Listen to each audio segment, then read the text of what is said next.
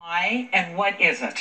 Well, the keto diet is short for something called ketosis. When your body's in ketosis, you're basically burning fat for energy instead of existing on the carbohydrates that you might be eating in your diet.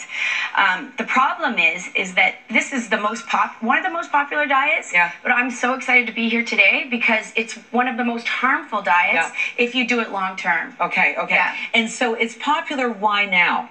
Because I think Is it fast weight loss? It's a fast weight loss, but the problem is there's such a big difference between weight loss and fat loss, and that's the difference. That's why my ketosis program is so much better. Okay, so I'm going to ask you, if people are going wrong with this diet, how are they doing it wrong? Okay, so my concerns with the keto diet is it's very high fat. It's about 65% fat. It's only about 15 to 20% protein, and then the rest are carbohydrates, but only from green carbs. So obviously the high fat content, my concern is that it's not all good fats, so it could be inflammatory.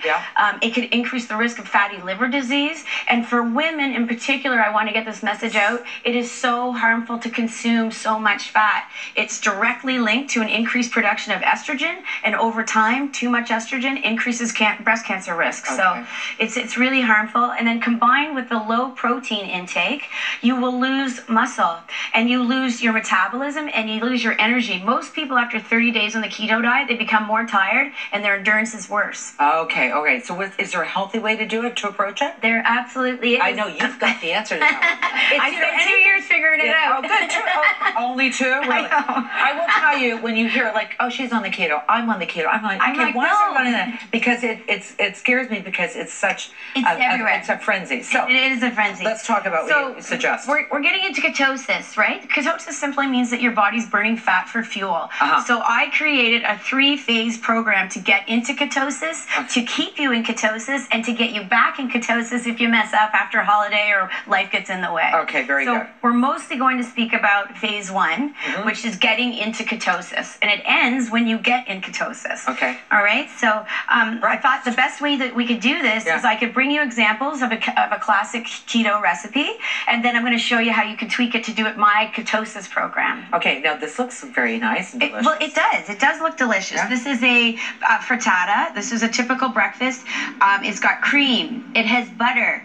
It has bacon. It has a little bit of spinach. So obviously there's lots of fat here, not enough vegetables. And most frittatas are only made with 2 to 3 eggs, and that's not enough protein. Okay.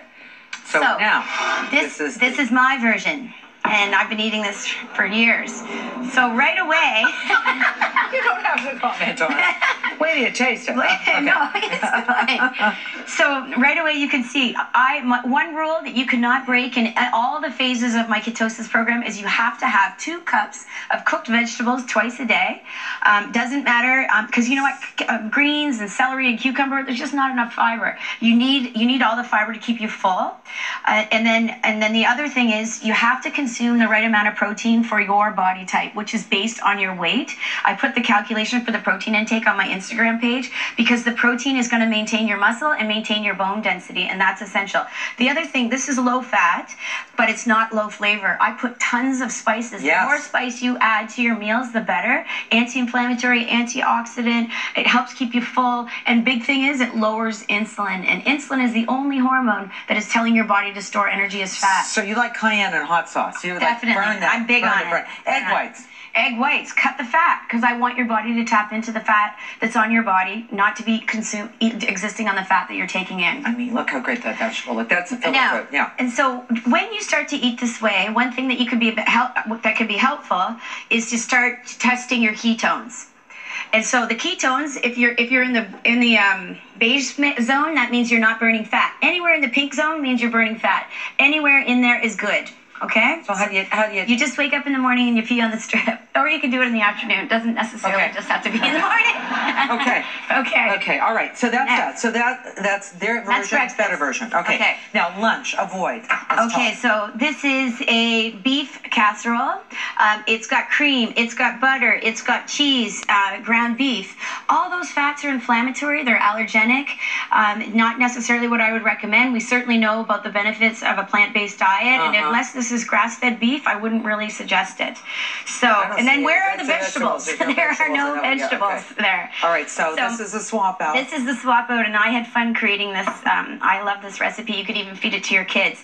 So I switched out the inflammatory beef for ground chicken, organic chicken. There is a bag of peas. There's 2 bags of cauliflower rice, and there's and red peppers and yellow peppers in here. Like, look at all the vegetables, and you don't even know that it's there.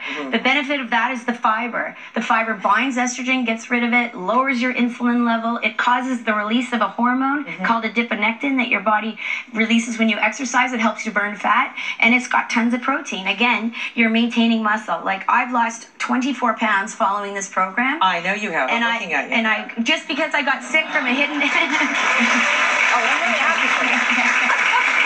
I'm happy for you. I tell my patients that it's lucky that my body's so messed up because I learn new things all the time. Okay, now here's what I want to say about this too. This looks filling. It's so filling. You're never hungry. I never want you to be hungry. Okay. And they aren't. Is there an afternoon snack? There is. Okay. Yes, definitely. Okay. All right. Okay. So now what I brought was a typical afternoon smoothie. Look at this. Oh, it looks so beautiful.